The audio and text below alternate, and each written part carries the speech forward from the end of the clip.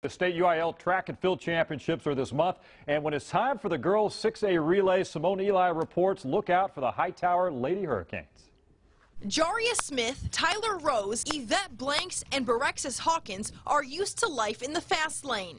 When I seen the time, I was like, wow, I didn't even know we ran this fast. The four Hightower track stars make up the fastest 4x4 team in the country. This always has been a bullseye on our back since we started running the 4x4. You know, everybody always wants to beat us. The Hurricanes captured the regional crown and look to add more hardware at the state tournament this weekend. After we seen a 340 at Rice and then I seen another 340 at Texas Relays, I was like, yes, we're on the path. So now it's pumping them up. And then they ran 338 and I was just like, well, we're here. Our main goal is to break the national record, which is 335.